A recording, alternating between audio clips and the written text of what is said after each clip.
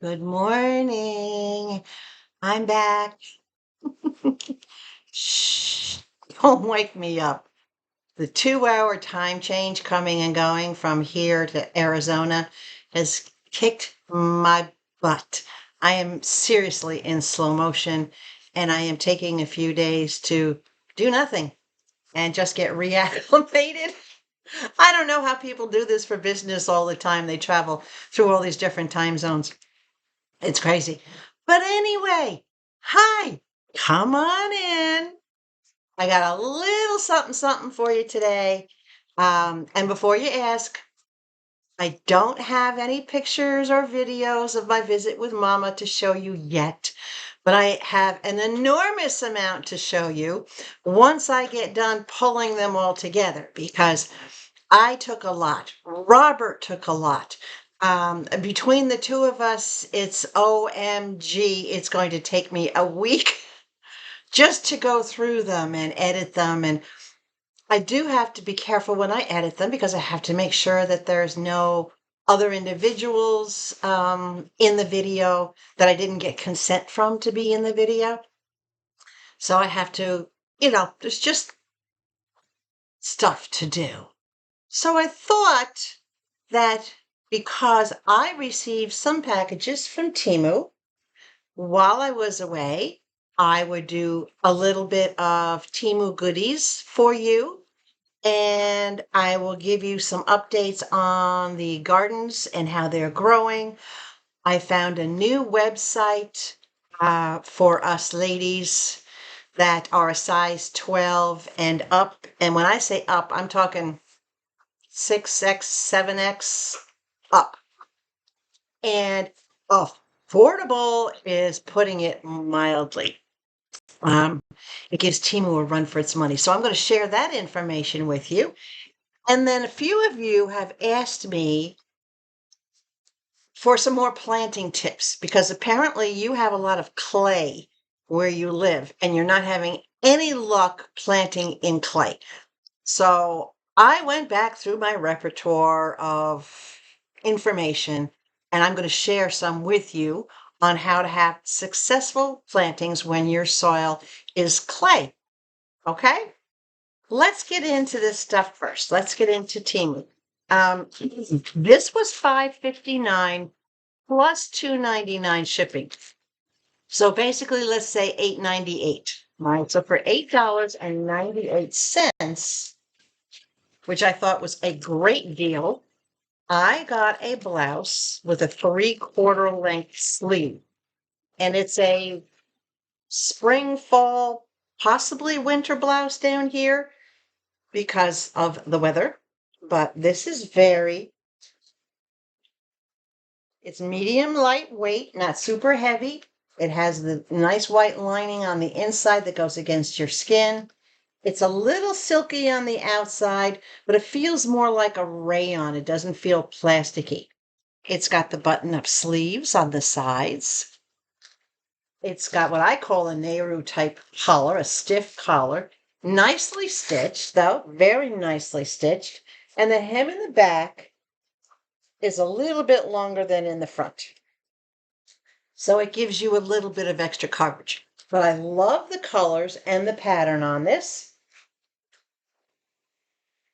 So for about $8 and change, this was a good deal. I can't go into Ross or Bell's or Target or Kmart or any of those other stores and get a blouse like this for $8 or $9. That's something that I have to keep in mind every time I shop TEMU now, because our selections are very, very limited to still primarily local warehouse. Not too much direct ship, but there is some direct ship. And I do have an order, 1 or 2 orders coming that are direct ship. Oh, and I want to clarify something for you guys. Most of us in the United States are very upset with TEMU because we're restricted or they've restricted us to local warehouse purchases. Well, a few of you have communicated with me that you said, basically, what's the big deal? It's coming out of America, so it's American, so why not? it's not coming out of America. TEMU has been shipping items to their warehouses in America, and they're being stored in the warehouse in America. It's not coming from America, right? It's America, these warehouses, it's the middle spot, it's the distribution centers. It's not where everything is originating from.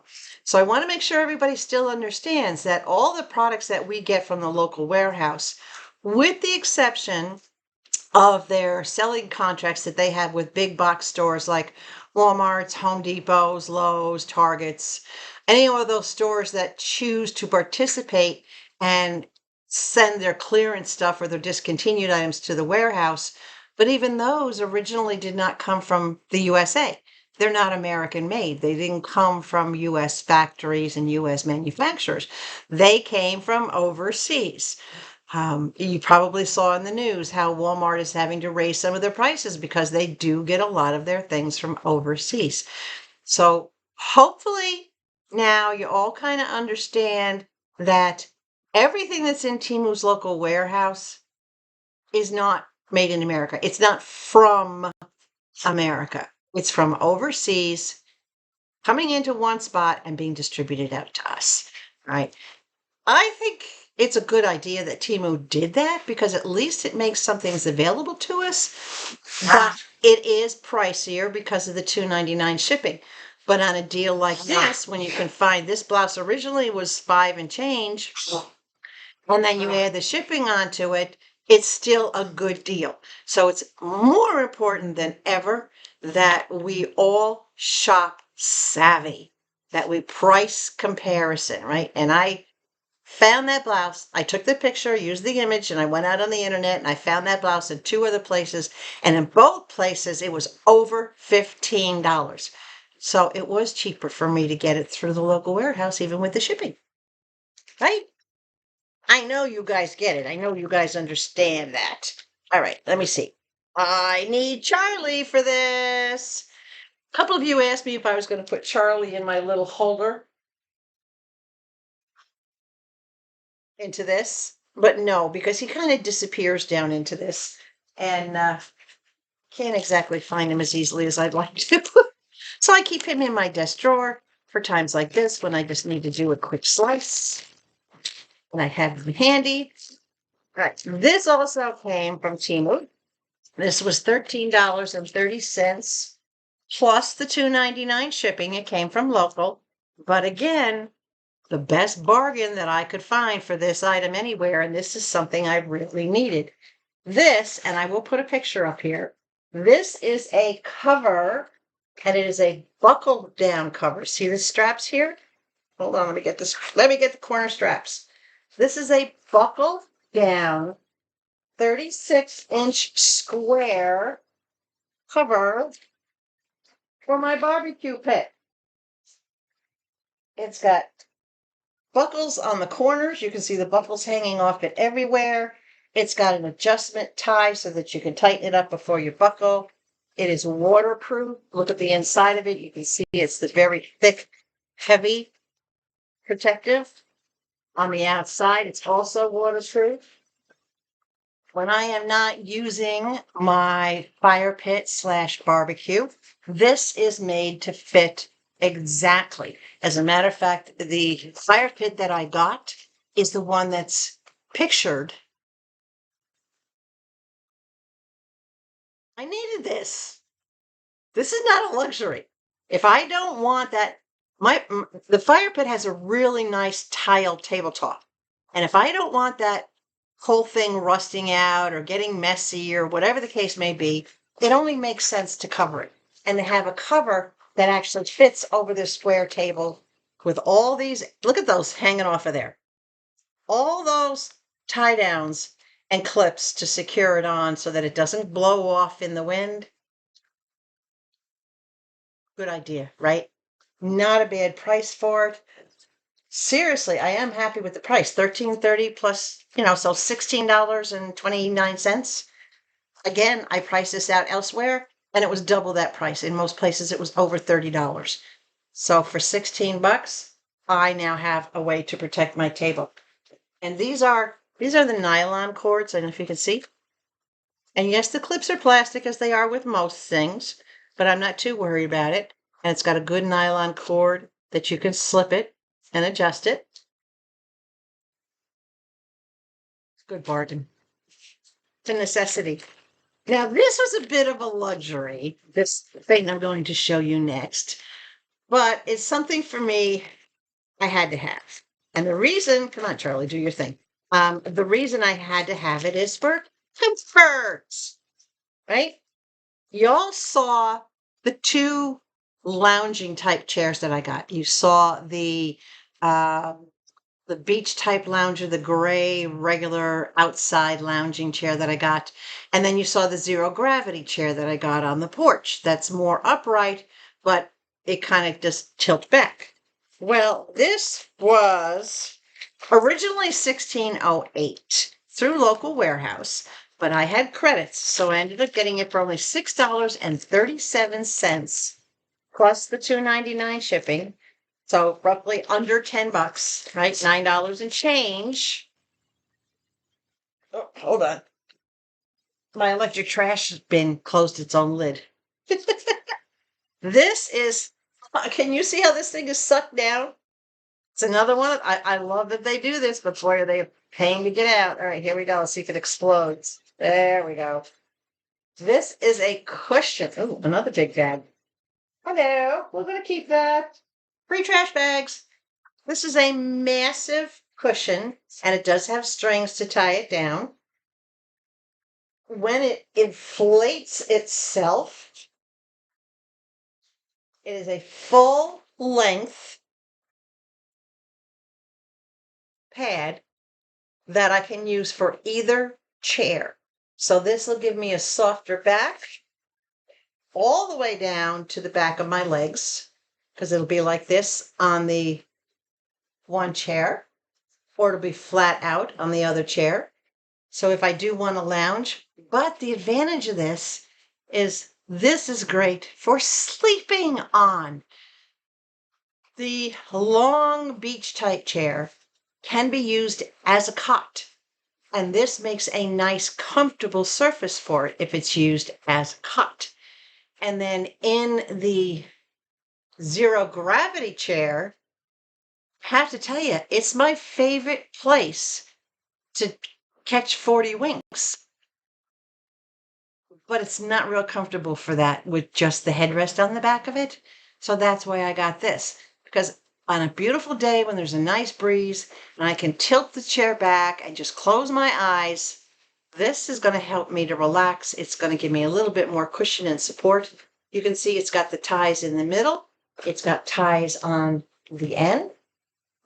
And it's got ties on the other end. So this can be attached to whatever chair you have. This one has a nice pattern of stars and moons, and it's in that nice wine color, of course, so that would match the house. But they do have this in a whole bunch of other colors. But this is seriously thick, and as I shake it out and it gets the air back into it, it'll get even thicker than what you see here.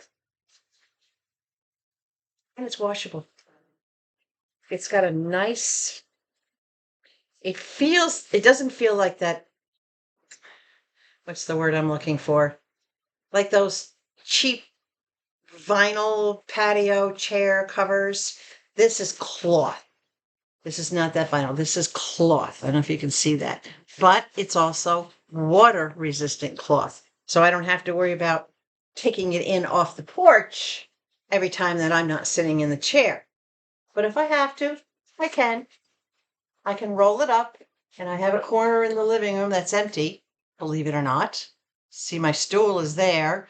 And then beyond the stool, I have my printer and a file cabinet, but I have a space behind that, so I can roll this up and tuck it right in that space. It's like a sleeping mat, comfortable cushion. For the price, you can't go wrong, even at the full price and not the price I paid with the credits. Can you see how it's getting thicker already? Look, you see how much is puffed up just since I took it out of the bag? It's pretty thick. I like it. Okay. Last item Let me see if I can get this box. This was $42.67 in value, but I didn't pay a dime for it because I had credits. And we're going to set this up. Oh my gosh. What this is this is a dehumidifier. Now, my mini splits will handle a little bit of humidity, but it's been raining every single day. It started the day I left on Monday, and it has not had one day yet this week without rain. And the first thing I noticed is when I came back into the house, which was like 3 a.m. Thursday morning. That's another story about my flight. But when I came back in the house, one of the first things I noticed was the house felt damp. So I knew the mini splits were not keeping up with the humidity. And I had been forewarned by other residents here in my community that I would need to get a dehumidifier, regardless of how tiny my home was. It was still going to need it. And boy, were they right. So let's take a look at this. I can get it out of the box carefully. Not USB. This is a regular plug.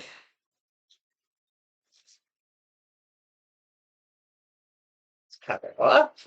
We can actually see the unit. I got it in black. It comes in a variety of colors. You can get it black, you can get it white, or you can get it black with silver. I got it in straight black. I'm going to set it down here on the edge of my desk for a second while I take the packing tape off of it. It does come with a full instruction booklet. Controls for it are up here on the very top. And the water tank is in the back. And this has a bigger water tank. So as it sucks everything in, let's see. Water tank capacity of 95 ounces. Here's all the information on the side of the box. 95 ounces for capacity, right? It's got a series of 7 different lights that can go in it. It has a power mode, and then it has a night mode or a sleep mode so that you can switch between the 2 modes. And the sleep mode is the one that's super quiet with only like 30 decibels. So that if you do have this where you're sleeping, it's not going to bother you. What else has it got? It is lightweight. Yeah, it has a rainbow mood light. That's what it calls it. So it can collect up to 95 ounces. Its power usage is only 80 watts, which is low. And it's not all that big, as you can see. And it is an energy saver. It has low energy consumption.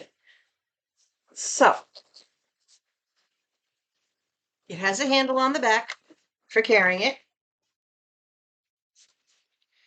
The power cord, I would say, is probably about 6 feet. I'm going to open up this power cord here if I can figure out which way they have it twisted. And yes, my nails are done. That's something that Mama and I did on the trip. We had mother-daughter. Well, for me, it was a polish change, but for her, she got a manicure done with the polish, and she picked out the color. She was wearing this like orangey coral outfit, and she picked out the color to match. So we both got our toes and our fingers painted in the same color. All right, so I'm going to plug this in because I happen to have a plug right next to me. And this is where this is actually going to sit on the floor right here. Okay, so it just beeped at me, telling me that it's on. And I'm going to hit the power button on top. And it's running. Can you hear it? It's really quiet. And that's in the regular mode. Now, see the light on the bottom? This is where your light is going to show if you have the light on. Let's see if we can change that light color.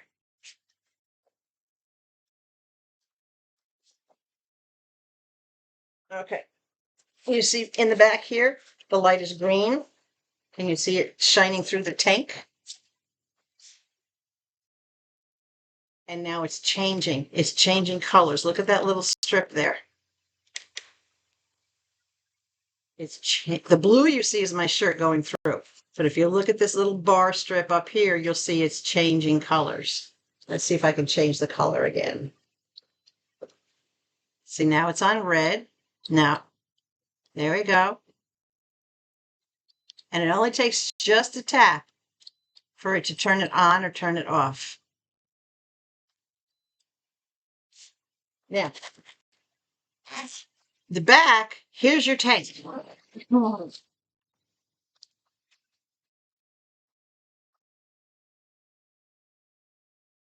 This is how big your tank is. It's easy to pull the top off and just drain it. The minute you pull the tank out, the unit stops working. And it beeps at you to let you know the tank is not engaged. Now that I put the tank back in, it'll start running again. But you have to power it back on to get it to run. So it's that quiet. It sucks the air in from the sides, here, and here from the back. And whatever moisture it pulls through is going to collect down in here. So as you can see, this is not super huge. It's bigger than my coffee pot, but it's not massive. It's not really, really heavy. But I'm going to sit this on the floor right next to the desk because that's the closest to it's not the middle of the house, but it's the most humid areas by the kitchen and by the front door being open and closed. The back bedroom is not too bad because I keep that mini split running and the door closed, so the humidity in that part of the house is minor. But we'll see how this goes and how long it runs. So I wrote down what time I turned it on, and I'm just going to sit it down here on the floor. And right now it's got a little red light on, but that'll change. But it lets you know that it's running. I don't know about you, but I couldn't hear it, and it's not in sleep mode. The measurements on this are not very big. It gives it in centimeters, but I would say it's probably only about 14 inches, maybe 15 inches. Do I have a 15-inch ruler in here? No, I don't. I was taking it back outside. But it is, hold on, a little measuring tape. And I'm not picking it back up again. It is, how tall?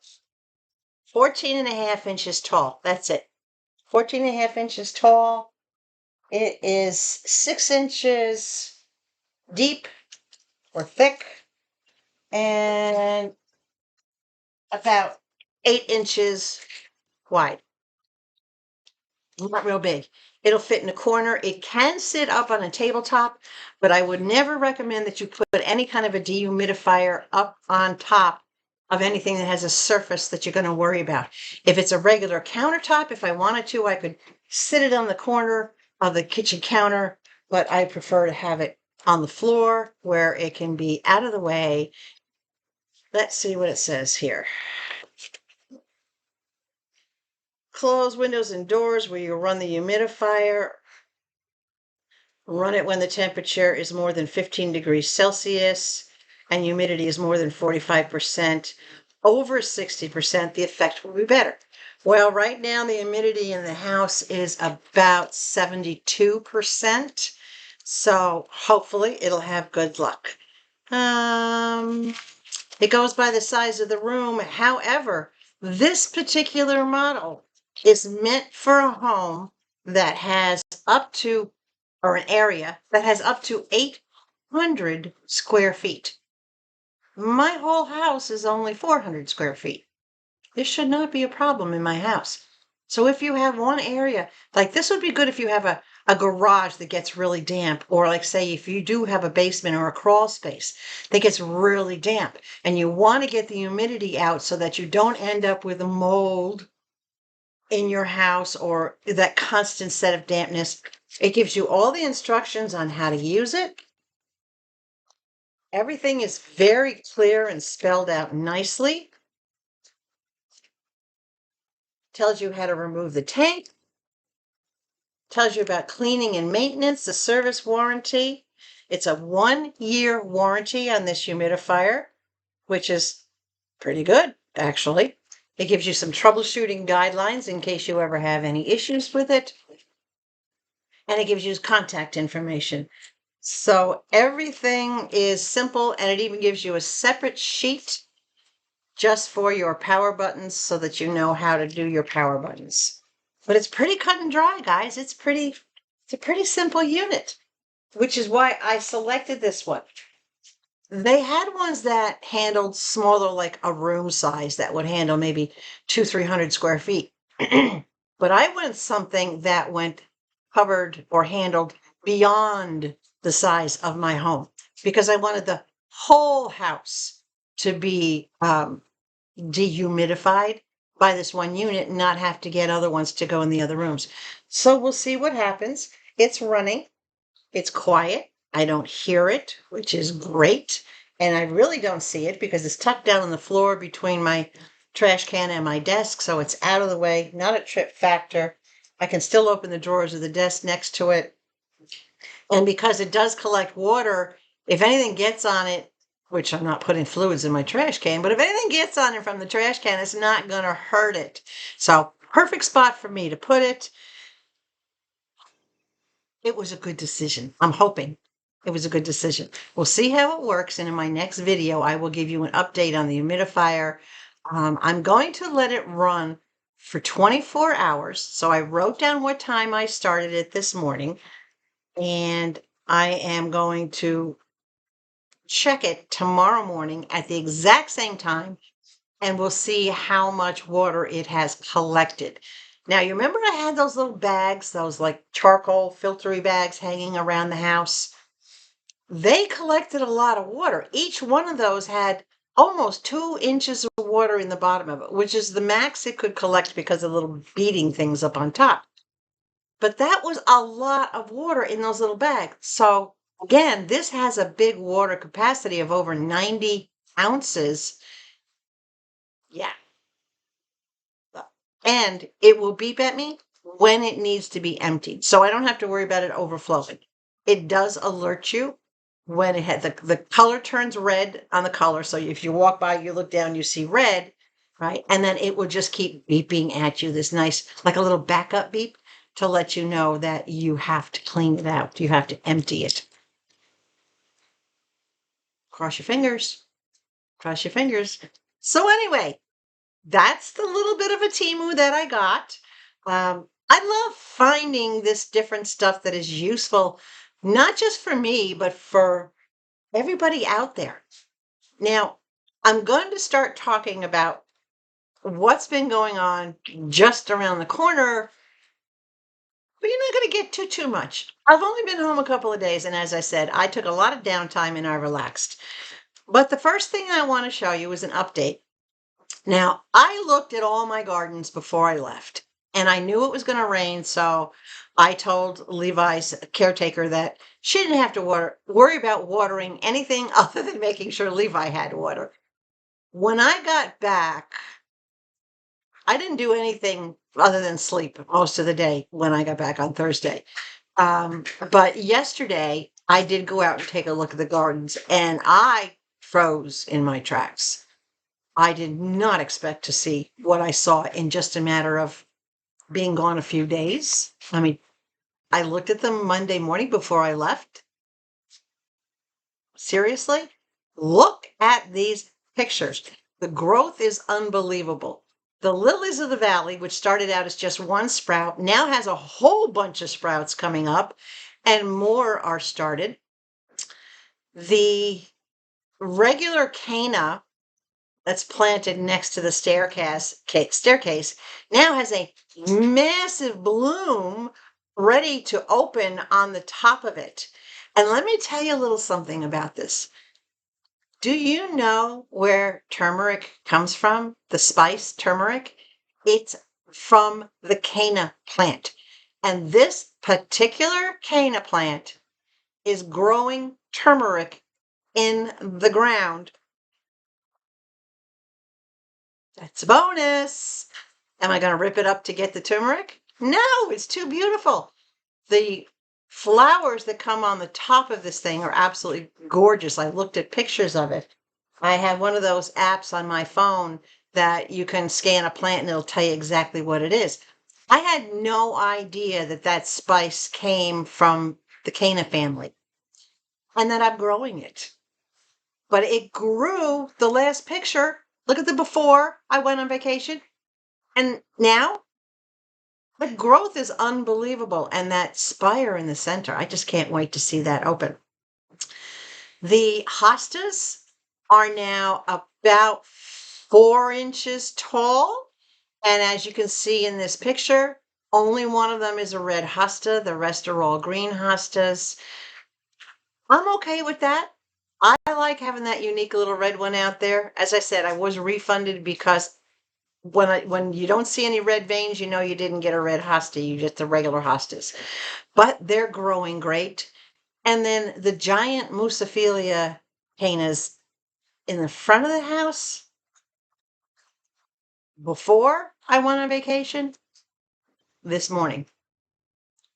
Unfreaking believable change in growth. I'm kind of glad only 4 of them sprouted. If the fifth one sprouted, these 4 wouldn't have room to start spreading out.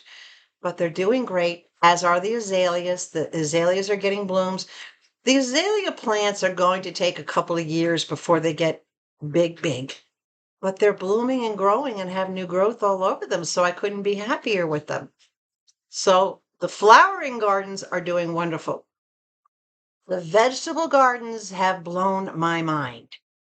The red peppers. Now, keep in mind, no matter what color pepper you grow, when they first start coming out, they start green.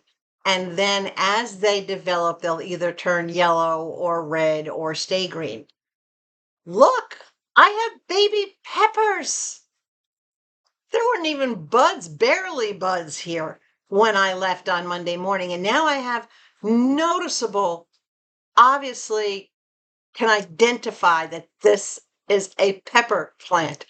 I'm just like, wow. Okay. The watermelons, look at how this bin has filled out. This morning, I actually had to rearrange some of the vines so that they weren't all going crazy and they were winding around where they would have room to spread.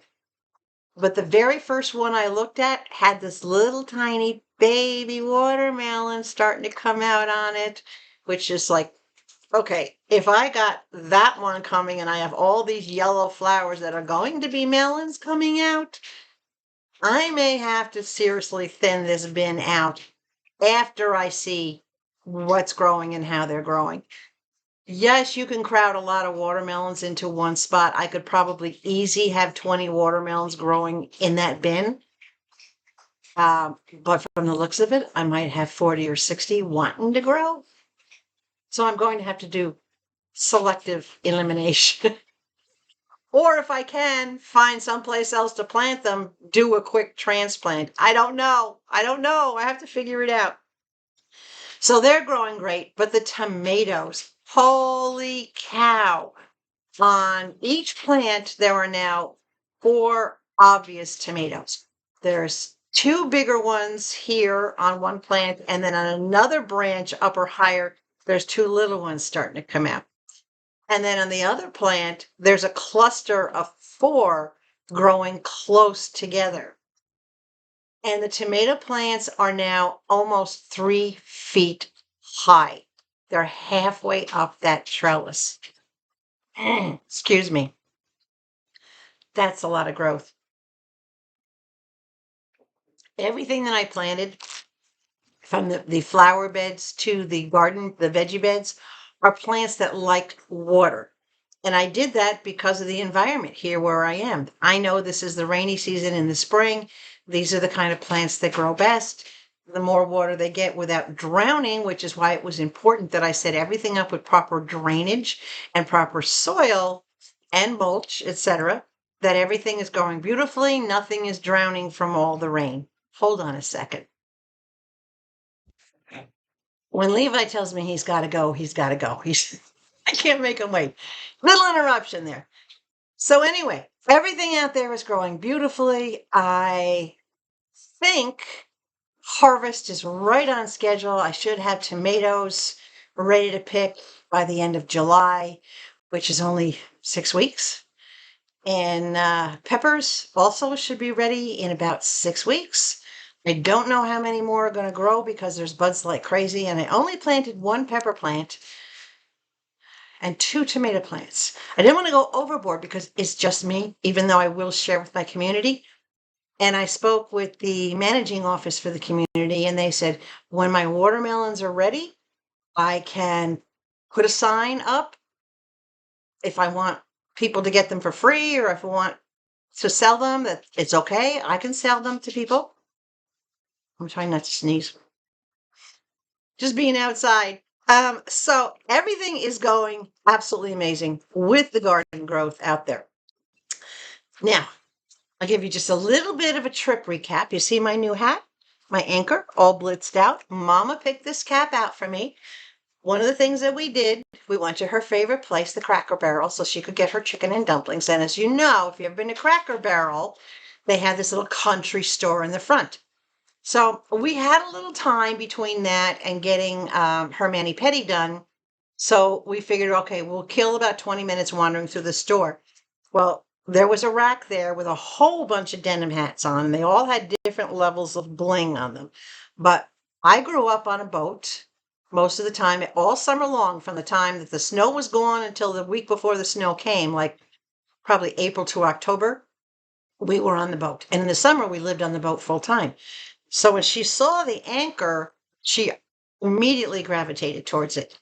And she put it on her head, which looked really cute. And I'll put a picture up here so you can see a picture of it on her head. But then she said it was for me, that she picked this one out for me. So how could I not buy it? And with all the bling on it, it was worth the price. It wasn't, as far as I was concerned, it wasn't overpriced. It was like 20 bucks. And with all that bling on it, I'm okay with that. Right. But Mama picked it out for me, so that's why it's important. We had a lot of fun. We did a lot. Not a lot by the standards of what I would do if I was on my own, but a lot for Mama. She clearly showed how she could get in and out of Robert's vehicle, which is elevated. She did have to use a step stool to get in and out, but she showed her strength, her confidence, her trust in Robert, keeping her safe, and Robert and I, working together for that. Mom did great. I gave her a haircut. She got a full manicure and a full pedicure. I just got a polish change on my fingers and toes. What else did we do? We went to my neighbor's house where I used to live. The neighbors are right next door, including the gentleman who bought my home. We all got together and had a nice little barbecue, and we spent 3-4 hours together, singing, having a good time, eating.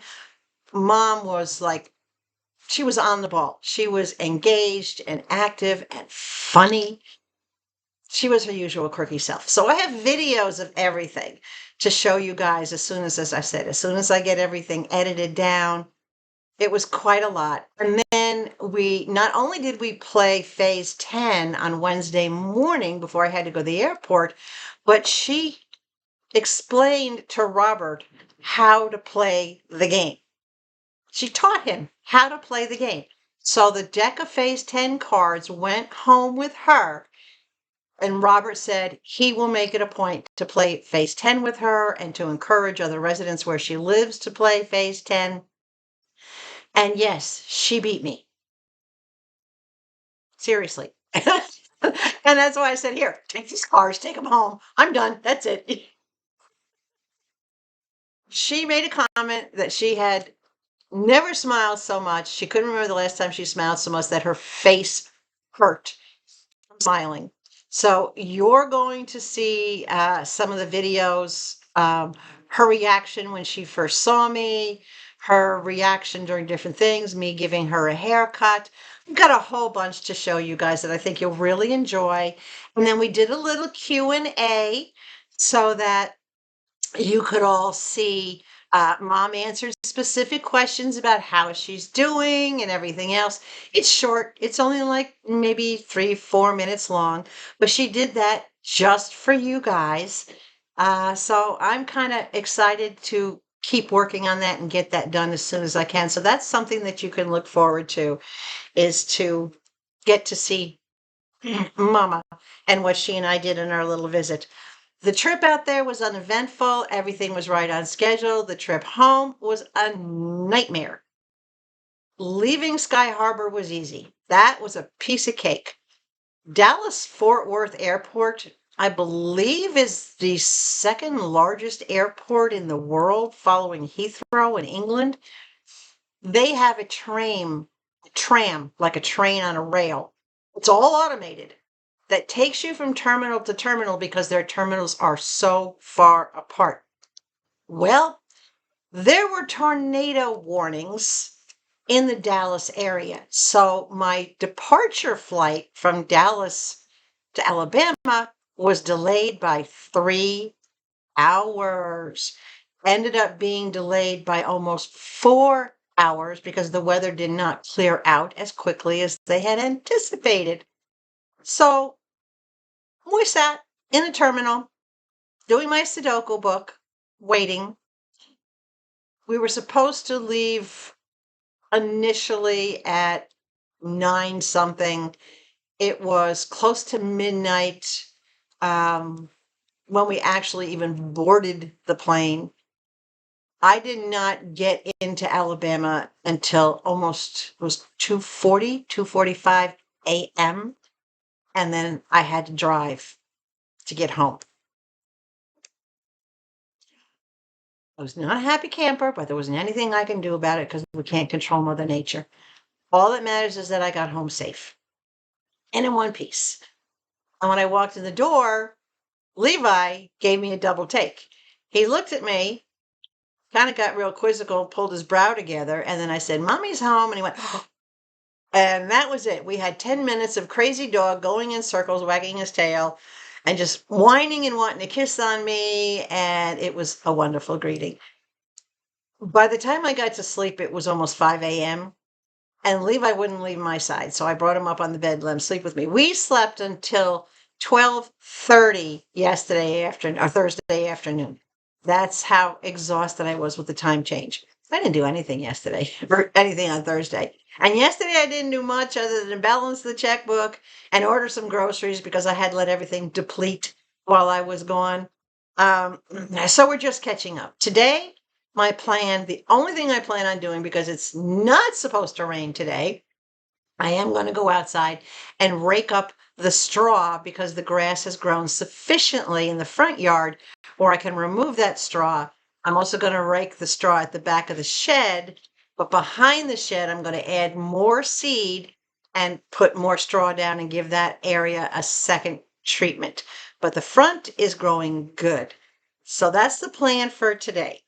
Now, another thing that's going on around the corner is yesterday, Friday the 13th, I had been having discussions with my doctor because with my Hashimoto's, with my thyroid disease, it's a challenge to keep my weight under control and to get the excess weight off that I'm still carrying. And I know a lot of you can see that I'm losing weight, but when I saw myself in these videos, I cringed and then I cried because I'm like, this is not who I am. This is what I'm stuck with because of Hashimoto's, but this is not who I am. And I need to get my weight under control before I get much older. So with my doctor's guidance, I started Weight Watchers yesterday morning, first thing. But not just Weight Watchers. Weight Watchers with the assistance of the dietitian and my doctor's instructions. So it's not just how much I eat or what I eat. It's also when I eat and how I can combine certain foods for more effective weight loss. Now, an endocrinologist, as far as I'm concerned, is the best person in the world to help you with a thyroid issue. So I'm hoping that this attempt, because I've done regular Weight Watchers in the past, And initially, like the first 2, 3 months, my body reacted. It was fine. I was losing weight. But then when the thyroid went loopy again, all that hard work went away because the thyroid issue took over and the weight went out of control again. So we're hoping to find a method that's going to work. The goal is not high. It's 10 pounds a month, 2.5 pounds a week. And no, it's not going to be water weight that I'm losing because I've already been on a diuretic for 30 years, so I don't carry any extra water weight. Whatever I lose is going to be hopefully fat, not muscle. I'm not worried about losing muscle because you guys know I'm always outside doing something, heavy manual labor, lifting, shoveling, whatever. So I'm not too concerned about that. So when I did order my groceries yesterday, I ordered everything appropriate for the dietary information that I was given by the dietitian. I do have in my own personal degree, I have a little bit of training for dietary and nutrition. So keeping that in mind, keeping in mind the kind of foods that I absolutely won't touch because either I don't like them or I'm allergic to them. So we kind of customized this food plan for me. And the Weight Watchers primarily is going to be used to track what I eat, to record. It's going to be my journal, my ledger. And it's worth it because right now, Weight Watchers is doing a special that if you sign up for a whole year, you get 6 months free. So it's only $11 a month, which is seriously affordable considering there's certain foods I'm not going to be buying anymore. I'm not going to be spending money on certain things. I got to do it. I have to do it. Any of you want to come along on this journey with me, you're more than welcome. But what I'm going to do, if it's okay with you, is I am going to make myself accountable to all my viewers. So I will be weighing myself every Monday morning, right? First thing in the morning when I get up, I'll be weighing myself and recording my weight. What I will be showing you will be the changes in my weight. In other words, how many pounds I lost. It's not until I get further along in my journey that I will actually show you the weight that I started at so that you can see how far I've come. But I do want to share with you whether or not this is working because I know a lot of my viewers are in the same boat as I am. We're getting older. We've got the extra weight, whether it's from menopause or a sedentary lifestyle, or whether it's from a medical condition like my Hashimoto's, or some women have PCOS, polycystic ovarian syndrome, and you can't get your weight under control. This is what we're going to try. I will answer any questions for you as to the types of food I'm eating, what type of day I eat, what time of day I eat. I'd be more than happy to share that with you if that's information you want to know. And I will share how much I've lost each time I weigh myself so that we can do this together, right? Because we're a family. So we're going to do this together. All right. So that's the big thing. Now, let me share some good information with you. Well, that's good information. Let me share some other information with you. Hold on. Okay. That blouse and one other blouse. I have orders coming in from AliExpress, eBay, and a couple more, 2, 3 more orders from TEMU coming in. But from eBay, which the item should be here sometime today, so you'll see it in the next video. I ordered what's going to be my last piece of clothing order until after my weight loss journey progresses and I need to downsize my clothes. So I'm saying I'm going to need to downsize my clothes. But my tops are pretty much going to stay the same because my weight is all primarily from the waist down. So I bought one item of clothing. But as I was out there looking for places that we could all shop for clothing and not spend a fortune, I stumbled across this place called OneStopPlus.com. And I'll put the website up here for you guys. One Stop Plus offers clothing from sizes 12, which is what I am right now, from us. And guys, just for the record, Marilyn Monroe was a size 12, right? So if you're a size 12, you can equate yourself to Marilyn Monroe. Whether you have her curves or not, you still wear her size, all right? And she was an icon. Everybody adored her figure. So One Stop Plus carries from size 12 all the way up to, I believe, 7X or 12X. They go way up. Actually, I think I saw one shirt that was like a 16X. So starting from a size 12. And I'll put some information up here for you. Their sizing chart, I love their sizing chart because based on their sizing chart, I wear a size small. Isn't that nice? Just say, oh no, I wear a small. Because they'll say 12W means women's, right? Doesn't mean wide, it means women's. And a 12 women's, as opposed to petite or children, is for them a size small. So on the sizing chart, you can see where it gives you all the measurements. And I just did the one for the tops, but they also have the same charts for the bottoms, for the dresses. They have the sizing charts for undergarments that you might need, sleepwear. Everything has a sizing chart. And it all starts with a size small being a 12.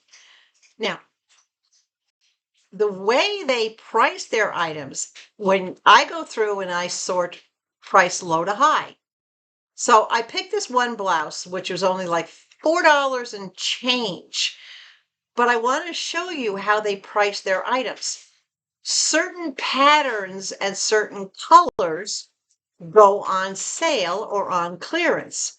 But you have a myriad of other colors that you can pick from that are at a different price. So look at this chart and it'll show you that actually the one item that I liked was only $4 and something. Yes, you do pay shipping, but their shipping is very, very reasonable. It's less than the $2.99 on the ones that I looked at.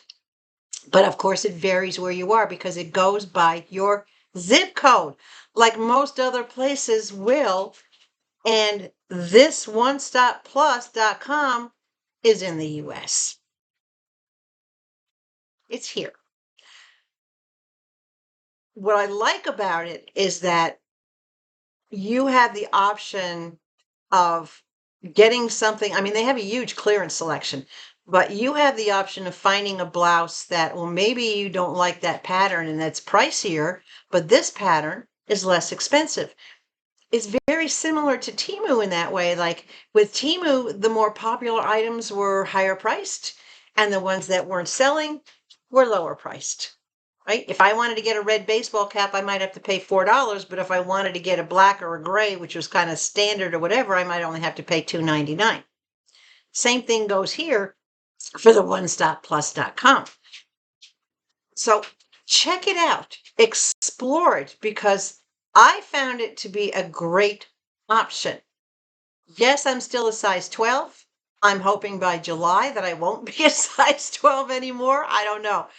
They say every 10 to 20 pounds, depending on where you carry your weight, is a different clothing size. We'll see. We'll see. I don't know if I believe that or not.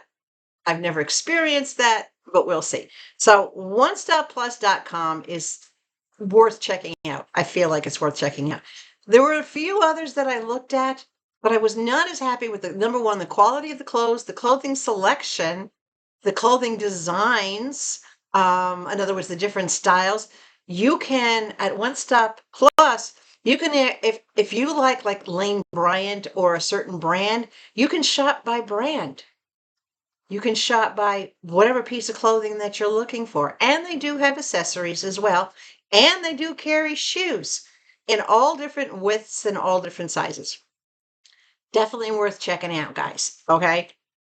Doesn't cost anything to look. You might find something you like, and you might find that it's affordable and convenient and a good alternative to Temu or Shein.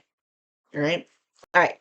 So the next thing you guys asked me about, and quite a few of you did, I was surprised. I got a lot of emails and a couple of comments, said that you have very clay type soil. So let me give you a little bit of a gardening tip. Why does this hat look crooked? I don't know, probably because it is. It's just my head this morning. I'm going to give you what information I know about planting in clay. At one point in my life, when I was in my 20s, I did live in South Carolina. And I was amazed to find that in South Carolina, there actually was a fair amount of clay soil, at least where I was living. There was a fair amount of clay soil. So I had to learn how to plant in clay. So I kind of went back in my mental memory banks and to figure out what I had done. And then, of course, I did a little research online to find out if this is still the case when you have clay. And it is. So I'm going to give you little tips. If you have clay soil, grab a pen, grab a piece of paper. I'll tell you how you can plant. Okay. Now, also, my suggestion is if this is going to be the first time you're trying this method to plant in clay, only do it with one plant. Don't go out and get a whole gardens full of plants because you don't know if it's going to work for your particular density of clay until after you try it. But there are a couple general rules of thumb that you have to do when you're planting in clay. So the first thing is you're going to dig your hole twice as wide and twice as deep as whatever your root ball is on your plant. So if you have like an 8-inch pot, right, you're going to make sure you have at least a 16-inch hole. And however deep your pot is, if your pot is 8 inches deep, it's going to be, your hole's going to be 16 inches deep. So you're going to have this massive hole for this little pot. You have to do that to break through that clay, and you're going to put some growing substance down in that hole. So first thing is you dig it out and you get rid of that soil. You are not going to put it back in the hole when you plant your plant. I don't care if you take it and you put it out in the field, you move it to another spot on your property. You're not going to reuse whatever you dig out. That's important, okay? So the next thing you're going to do is after you make your hole, you're going to take your garden tool or whatever, and you're going to make some slices down the wall, all the way around the wall of the hole. In other words, you're going to groove inside that hole because you want to make easy access for the roots of what you're planting to be able to start breaking through that clay. Roots are strong. You know, if they can break through clay, if they can break through pipes, they can break through clay. But you got to give them a place to start. So cut a whole bunch of grooves. If you have one of those three-pronged garden forks, all right, that you use that and scrape the walls really, really good so you can actually see the grooves in the walls. That's going to allow for root expansion, which is important for any plant to grow, right? Right. So the next thing you're going to do is you're going to fill that hole with a mixture of three things. You're going to take 50-50 compost and potting soil, and you're going to mix it equal amounts, right? And then you're going to add right into that mix. So you're going to need either a tarp to work on or a wheelbarrow. You're going to add wood mulch, not that rubber mulch. You're going to add wood mulch. And it doesn't matter what color it is because it's going to be underground, right? So go with the cheapest one, which I think is brown. You're going to mix an equal amount to, you've got your soil and your potting soil mixed together. Let's say that equals up 2 gallons. Then you're going to take 2 gallons of mulch and add it into that because you want this quantity to fill that hole with the exception of your root ball when you take it out of the pot, right? You get that all mixed together. Now, why do you do that? You're giving a good growing soil base for the roots to get into that's not clay, right? And with the mulch, it's going to hold the water around that good. It's not going to let that clay grab the water from the plants, because that's what happens with clay. It's just soil that's heavily saturated. So by putting the mulch in it, the mulch and the soil is going to keep the water where it needs to be around the roots. And you've got 16 inches for those roots to start spread out and to get strong before they start running into the clay walls of the hole. Makes sense, right? It's also going to make more sense as far as typically it's southern climates that have clay, from like the Carolinas south that have, I know Georgia has a lot of clay, Alabama has a lot of clay. You have to make sure that your plant can get the nutrients that it needs. So you've got to basically get rid of the bad soil that you took out of the hole, and you got to put the good stuff in there. Then you put your plant in the middle and make sure that the neck of your plant, where the soil that it came in, is about an inch above ground. Don't plant it down to where the neck gets buried. Right? Wherever the top of the pot is, where you took it out of the pot, keep that about an inch above the ground. And do not loosen the roots. Don't stick your fingers in there and start pulling the soil away from the pot. No, not in clay, and really not any place else. You don't need to do that. Just pop it down in there. All right. I usually just give it a tap with my hand when I take it out of the pot. Those roots will find their own way. If you start doing this to break the thing, you're going to break roots. They need all the roots they can have to deal with what's coming up for them as they grow. So you don't have to do that. Just put it down in there, leave it an inch above ground, then take more mulch, right? If you need more soil to bring it up to the size of the hole, you use more of the mixture of the compost and potting soil to bring the ground up to level. Under no circumstances put that soil back into the hole that you took out. So add more if you need to. And then on the very top, you're going to mulch around the full diameter of the hole you dug. You're going to get mulch on the ground, right? And that will cover the little mound that comes up. So make sure you put your mulch down at least an inch thick, if not 2 inches thick, around the top of that plant. That's it. You're going to go out and you're going to water that plant lightly. Sprinkle that plant twice a day during the first 2 weeks. You're going to go out early in the morning and sprinkle around the mulch, not down from the leaves. Sprinkle around the mulch very lightly. If you see a puddle, you've watered too much. Go out again in the evening, 7 o'clock, 8 o'clock.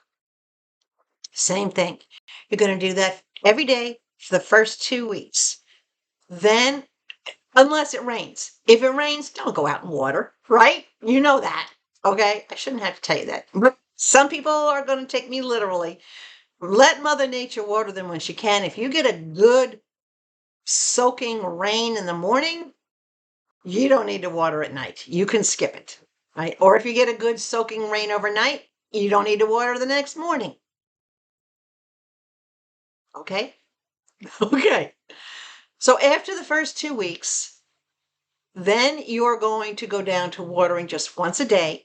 And I usually, when I water once a day, I do it in the evening because the root growth primarily takes place at night. During the day, when the sun is out, the plants are going to reach for the sun and they're going to grow. But you want the roots to be stronger when you're planting in clay.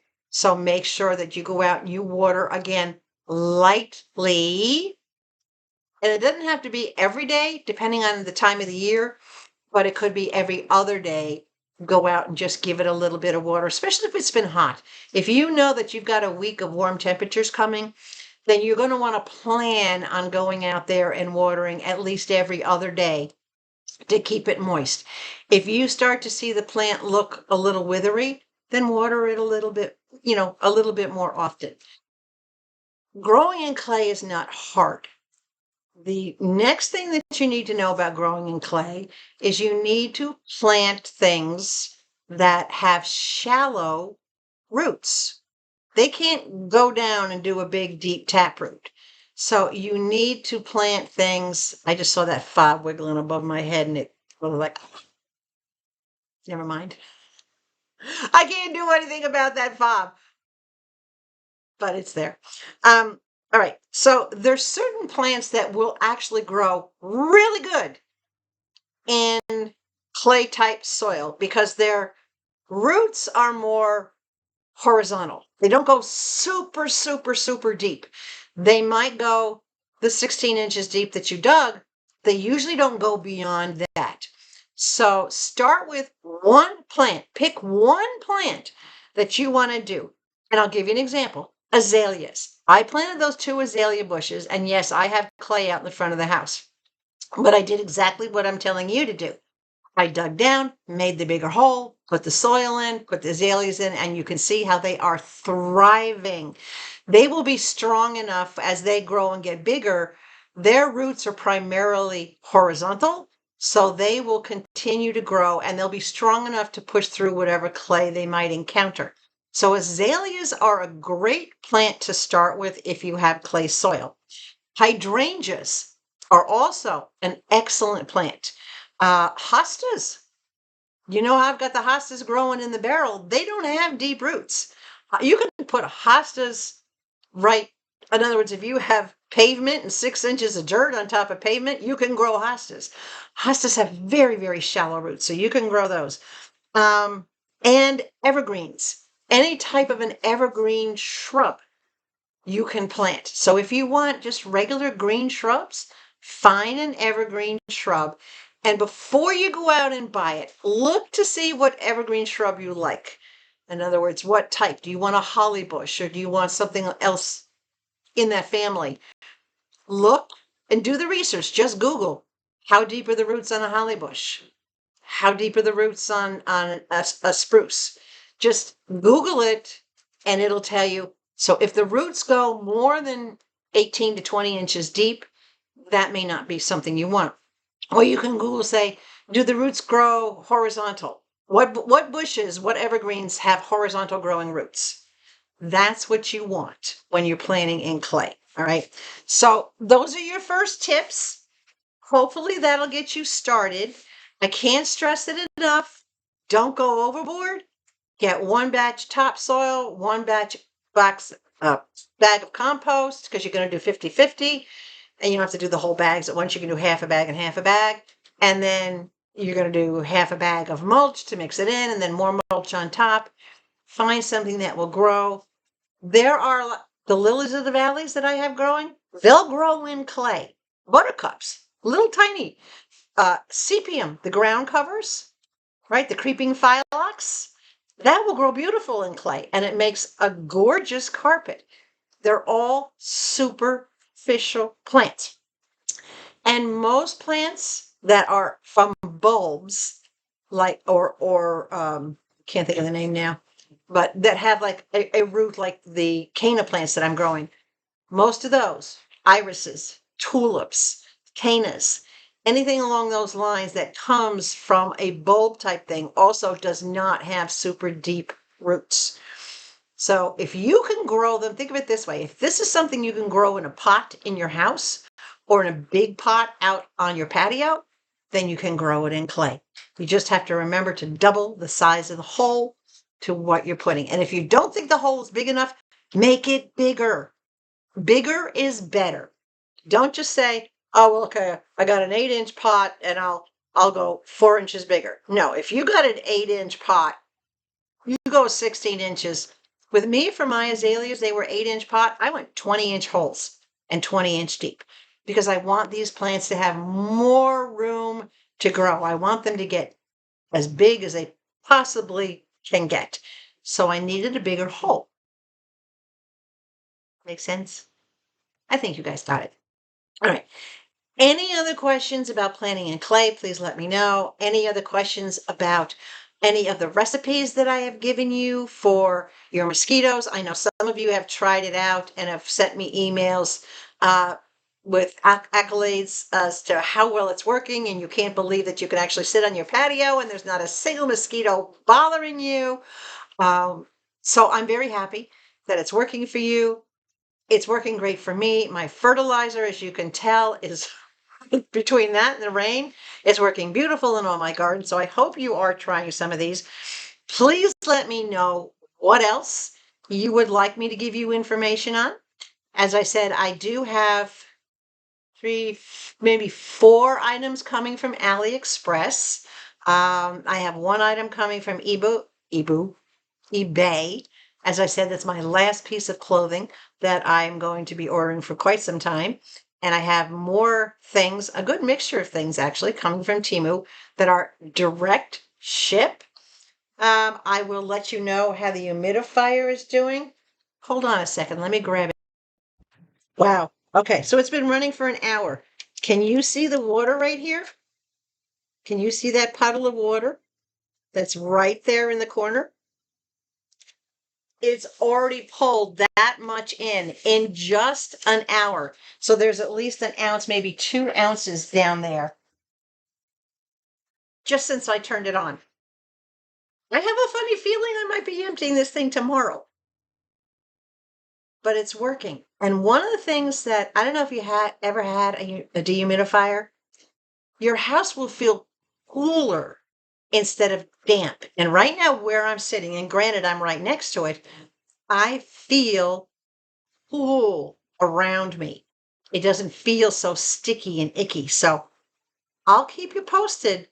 But to have noticeable water in there just in less than an hour since I plugged it in, I got a lot of humidity in my house. So anyway, guys, big thumbs up if you like this video. Share it. Get it out there. Let everybody see the stuff from TEMU. Get some information on onestopplus.com. Get some information on planting in clay. I will keep you posted. I am working on the videos that from my trip with Mama. But if you are already subscribed to my channel, thank you. And thank you so much for coming back over and over and over again and for helping my channel grow. If you're not yet subscribed to this channel, really? Ah, come on. Why not, right? Hey, y'all have questions. Y'all have things you want to know about. I am the one that's going to try to find you the answers. I am just not... I don't do just product reviews, guys. We do everything at this channel. We help each other. You have questions about this, that, and the other thing. I will try to find you the answers and get you the best information, as well as backing it up with documentation, images, links, whatever the case may be. So I'm the go-to girl. I'm not just a hauler, okay? I'm a doer. Just do it. I'm a just do it kind of girl. So cross your fingers. I will keep you posted in the next video on my weight loss, if any, since I start this journey yesterday. I have a lot more stuff to bring you that's going to be going on just around the corner as soon as the weather clears. I have a lot of stuff to do outside, so I'll keep you posted on that. Thank you for coming again. Thank you again to those who are contributing to this channel through buymeacoffee.com. I love you all. I'm just glad you're here with me. It makes it worth coming back every time just to know that you guys are here. And I was so excited to come back and resume doing the videos. As much as I love spending my time with Mama, I love spending time with you guys too. So remember, stay hydrated. Above all else, please stay sweet. And I will catch you soon with more stuff from just around the corner. Bye.